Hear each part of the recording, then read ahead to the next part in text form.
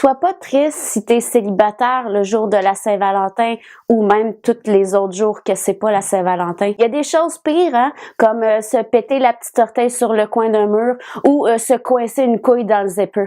Moi, je le sais pas. Mais apparemment, ça ne ferait pas partie des petits plaisirs de la vie.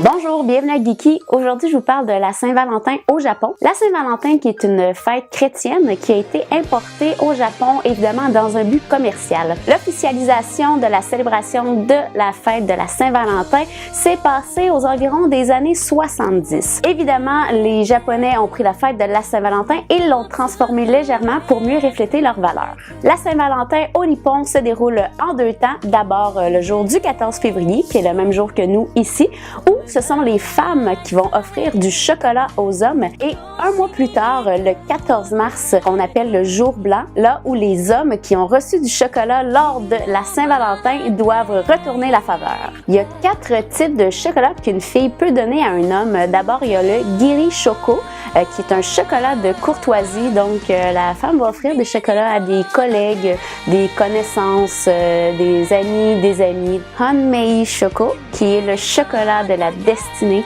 Ça, c'est le chocolat que tu vas offrir à ton crush, à ton lover boy, à celui que tu aimerais qu'il te mange la face.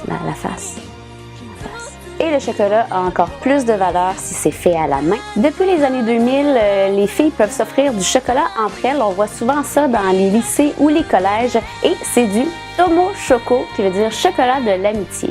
Pour les esselés, il y a le Jibon Choco, qui est le chocolat pour soi-même. Ce chocolaté à mitaine.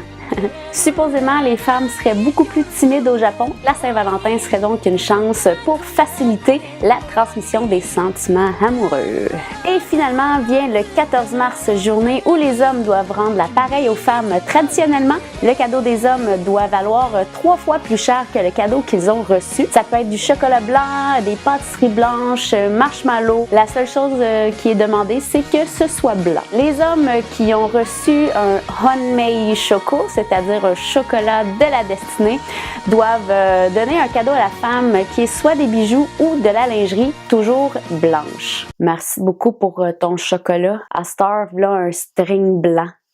Danse. On retrouve la tradition du White Day également en Corée du Sud, à Taïwan et à certains endroits en Chine. Il y a un événement qui pourrait devenir dans l'avenir un événement trendy qu'on appelle le Black Day. Ça, c'est la journée un mois plus tard, donc le 14 avril, où les célibataires se réunissent pour manger du jjajangmyeon, qui est un plat de nouilles servi avec une sauce d'haricots noirs. Ils se regroupent ensemble pour manger ce plat et pleurer. Bon, c'était pas écrit pleurer dans mes recherches, mais pas mal sûr que c'est ça. C'est déjà fini pour la chronique de Geeky sur la Saint-Valentin. Merci beaucoup d'avoir regardé la vidéo. Je vous invite à aller liker la page de Geeky, à partager les vidéos et à aller faire un tour sur ma page artiste Caro Fréchette. Bonne Saint-Valentin les amoureux, puis les pas amoureux aussi, là. Ben tout le monde, juste bonne journée.